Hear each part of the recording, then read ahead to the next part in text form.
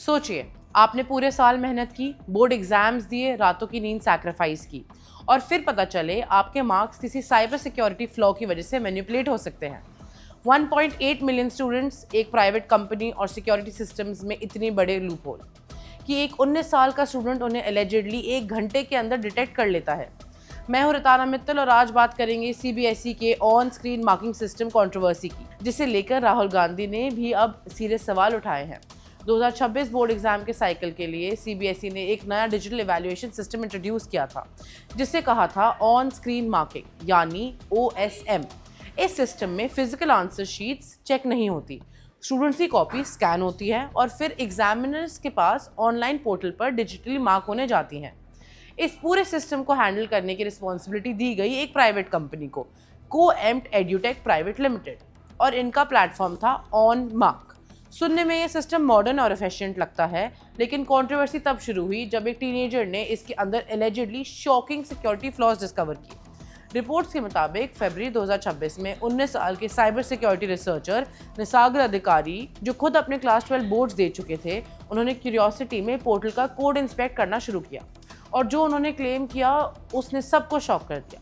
निसागर के मुताबिक पोर्टल के पब्लिकली एक्सेसिबल कोड में एक hard coded master password plain text में विजिबल था, यानी कोई भी पर्सन ब्राउजर इंस्पेक्ट करके उसका पासवर्ड देख सकता था। रिपोर्ट्स में ये भी क्लेम किया गया कि OTP verification allegedly server side के बजाय ब्राउजर साइड पर हो रहा था, जिससे OTP बाईपास पॉसिबल हो सकता था। और सबसे सीरियस एलिगेशन ये था कि एग्जामिनर IDs चेंज करके दूसरे एग्जामिनर्स के अकाउंट एक्सेस किए जा सकते थे।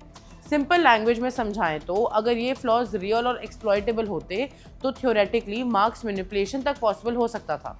निसागर अधिकारी ने क्लेम किया कि उन्होंने ये फ्लॉज सेम डे रिपोर्ट कर दिए थे, लेकिन उनके मुताबिक सिर्फ ऑटोमेटेड एक्नॉलेजमेंट भेजा और उसके बाद एलिजिडली 3 महीने तक कोई सब्सटैंशियल रिस्पॉन्स नहीं दिया। इसी बीच सोशल मीडिया पर कई स्टूडेंट्स कंप्लेन शेयर करने लगे। कुछ स्टूडेंट्स ने क्लेम किया कि स्कैन्ड आंसर शीट्स ब्लर्ड थी, कुछ ने कहा उनकी करेक्टेड आंसर शीट अनचेक दिखे और कुछ ने री-एवैल्यूएशन के बाद मार्क्स वेरिएशन पर सवाल उठाए। पोर्टल क्रैशेस और टेक्निकल ग्लिचेस की कंप्लेंट्स भी सामने आई। हालांकि इन इंडिविजुअल एलिगेशंस की इंडिपेंडेंट वेरिफिकेशन पब्लिकली अभी अवेलेबल नहीं है।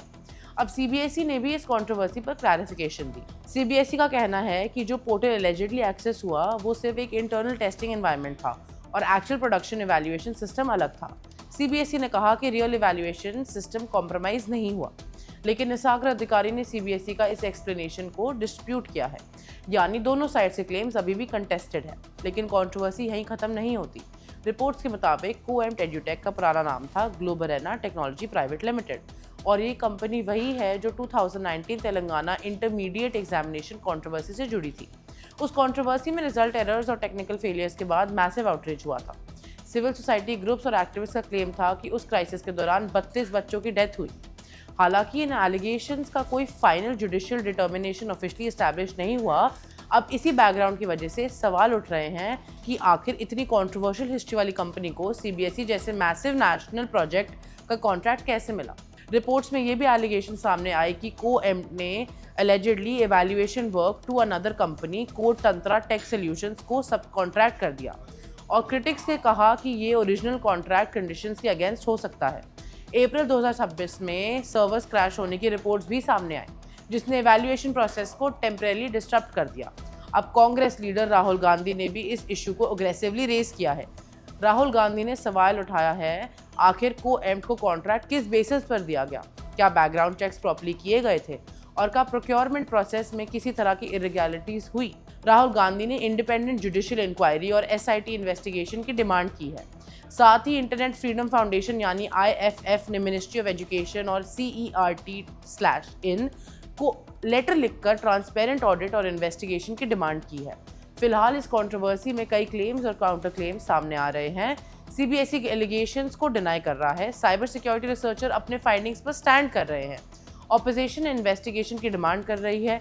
लेकिन सबसे बड़ा सवाल अभी भी वही है, क्या इंडिया के स्टूडेंट्स का एकेडमिक फ्यूचर एक वल्नरेबल डिजिटल सिस्टम के भरोसे छोड़ दिया गया है? और अगर वार्निंग टाइम पर मिल गई तो एक्शन तुरंत क्यों नहीं हुआ? Subscribe to One India and never miss an update. Download the One India app now.